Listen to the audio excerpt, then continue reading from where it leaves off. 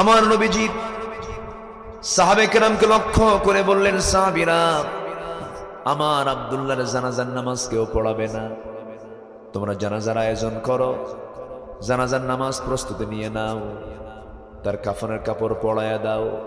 আব্দুল্লাহর জানাজার দায়িত্ব আমি কাউকে দেব না, আমি রাসূল নিজে তার জানাজার নেতৃত্ব দেব। জোরে বলি সুবহানাল্লাহ।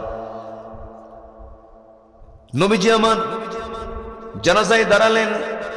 জানাজা সম্পূর্ণ করার পর নবীজি জিজ্ঞাসা করলেন, সাহাবীরা, আমার আব্দুল্লাহর কবরটা কোথায় খনন করেছো তোমরা?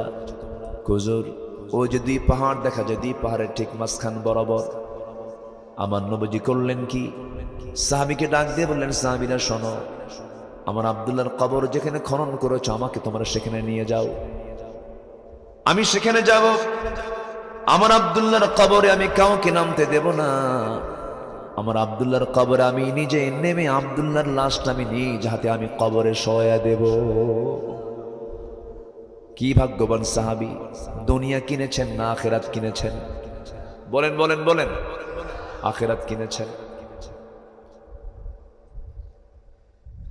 আমার নবীজি জানাজা সম্পূর্ণ করে সোজা দাফন করার জন্য তার কবরের পাশে গিয়ে দাঁড়ালেন। দাঁড়িয়ে বলছেন, সাহাবীরা, আমি কবরে নামতেছে, লাশটা আমার হাতে দিয়ে তুলে দাও। আমার নবীজি কবরে নামার সঙ্গে সঙ্গে বলছেন, আবু বকর, তুমি কোথায়? আমার ডান দিকে আসো। ওমর, তুমি কোথায়? আমার বাম দিকে আসো। আমার নবীজি ঠিক মাঝখানে দাঁড়ানো। নবীজি হাতটা আগায়া দিলেন, সাহাবীরা তার লাশটা নবীর হাতে তুলে দিলেন।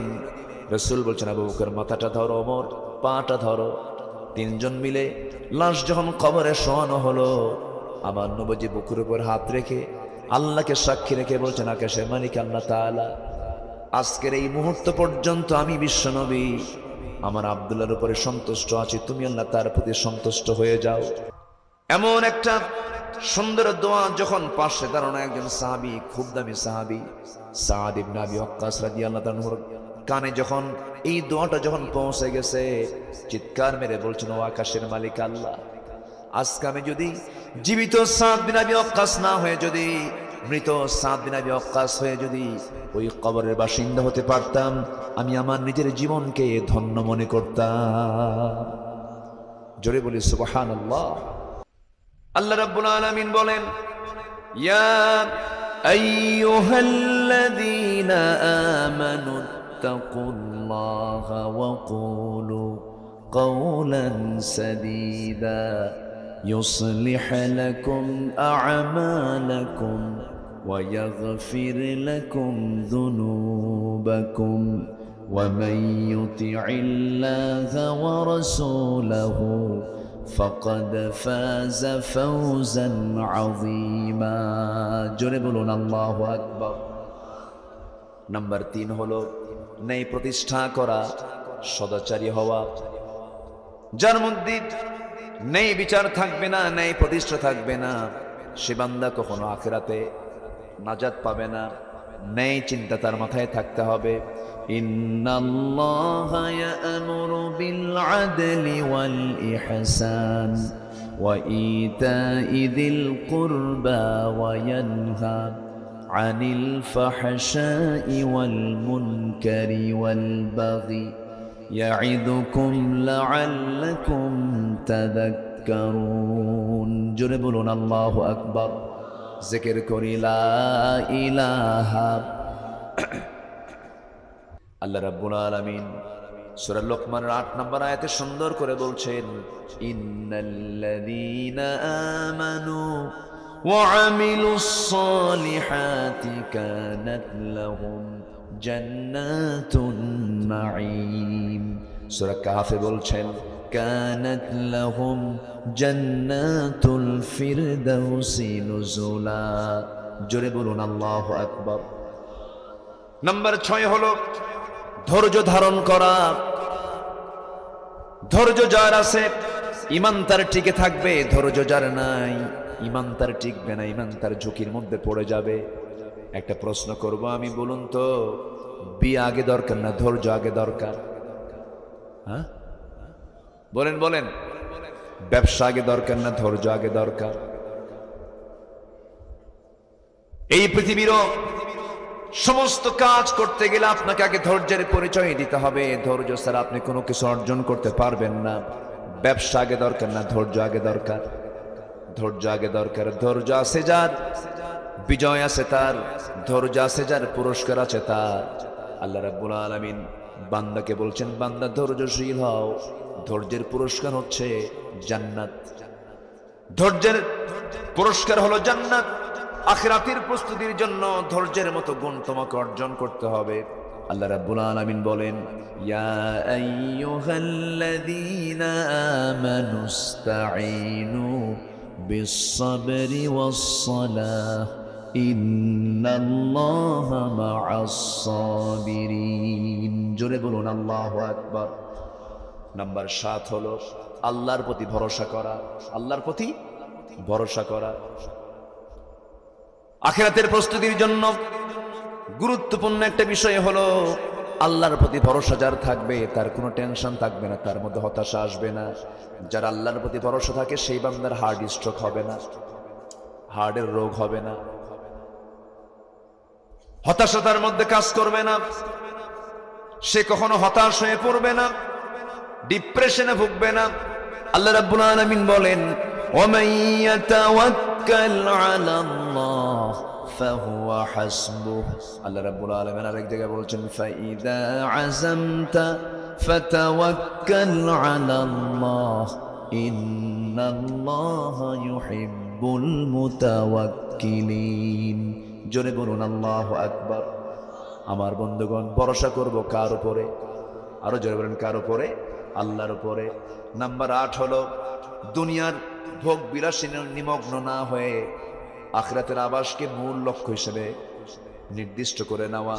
ওয়ামা হাযিহিল হায়াতুদ দুনিয়া ইল্লা লাহু ওয়া লাইব ওয়া ইন্নাদ দারাল আখিরাহ লাহিয়াল হায়ওয়ান লাউ কানু ইয়ালামুন। জোরে বলুন আল্লাহু আকবার। নাম্বার 9 হলো নিজেকে এবং পরিবারকে জাহান্নাম থেকে বাঁচানোর জন্য চেষ্টা করা। এটাও একটা প্রস্তুতি।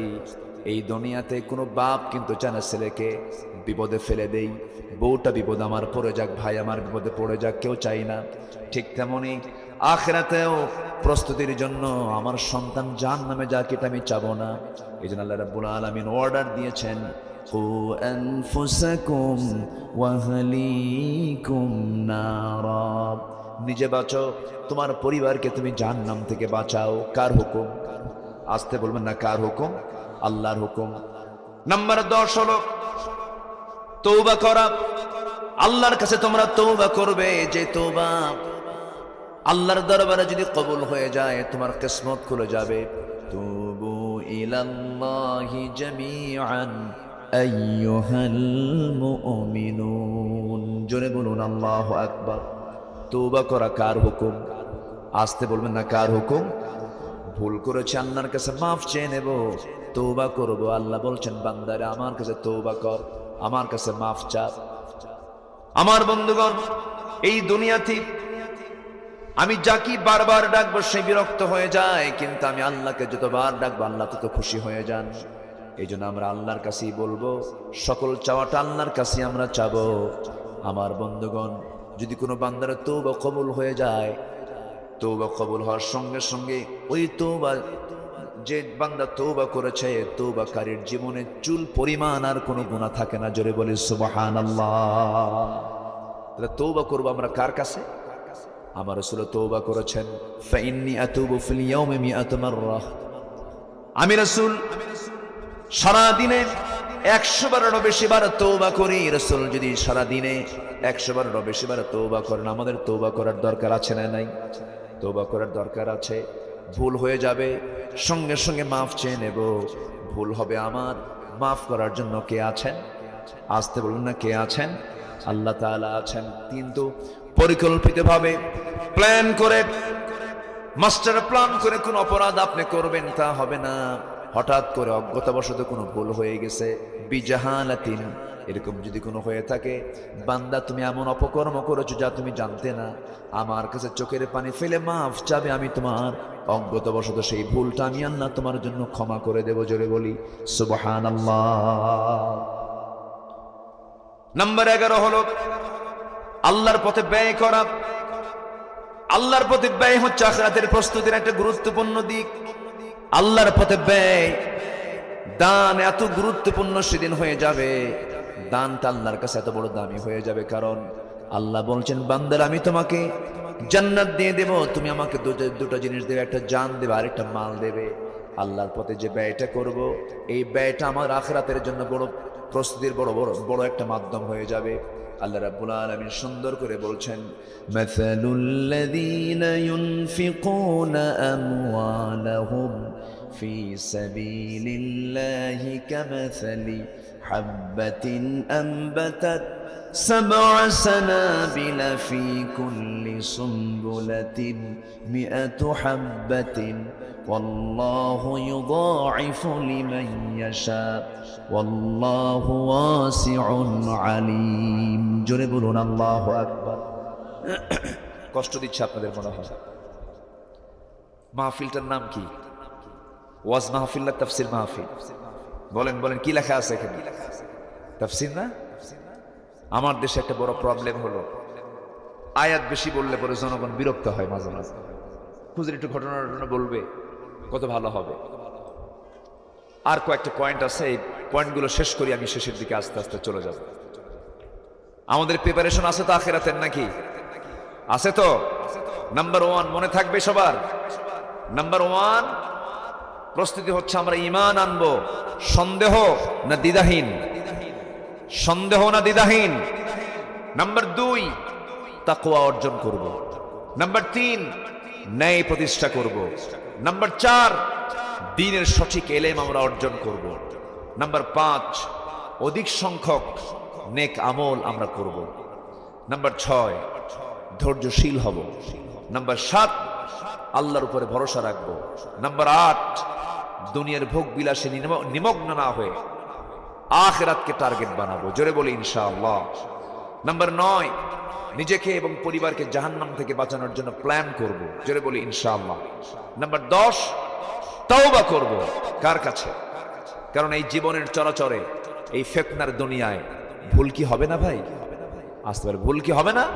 ভুল হবে। সেই ভুলের মাঝে আল্লাহ তাআলা একটা অপশন রেখে দিয়েছেন, ভুল করবি, তুই আমার কাছে একটু চোখের পানি ফেলে মাফ চাবি। তোর মাফ চাওয়াটা আমার কাছে দারুণ পছন্দ। তুই আমার দিকে 1 হাত আগাবি, আমি তোর দিকে 10 হাত আগাবো। জোরে বলি আল্লাহু আকবার। নাম্বার 11 হলো আল্লাহর পথে ব্যয় করা। আমরা ব্যয় করব কার পথে? আল্লাহর পথে। নাম্বার 12 হলো শিরকের অন্তর্ভুক্ত সকল কর্মকাণ্ড থেকে নিজেকে পরহিজ রাখা। শিরকের কোনো কাজে আমার জড়ানো যাবে না। এটা এমন একটা গুনাহ যা সমস্ত আমলকে বরবাদ করে দেবে। 1 মণ দুধের ভিতরে কি দিলে? 1 ফোঁটা চোনা দিলে এলাকায় বলে 1 মণ দুধ যেমন নষ্ট হয়ে যায়, ঠিক তেমনি গোটা জিন্দেগীর আমলের মধ্যে যদি সামান্য শিরক ঢুকে যায়, সব বরবাদ হয়ে যাবে। শিরকের ধারে পাশে আমরা যাব না।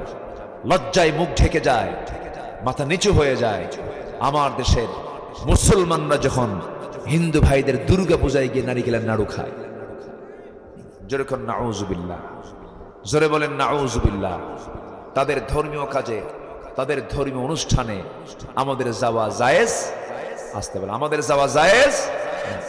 এগুলো থেকে আল্লাহ পাক আমাদেরকে হেফাজত করুন। জোরে বলি আল্লাহুম্মা আমিন।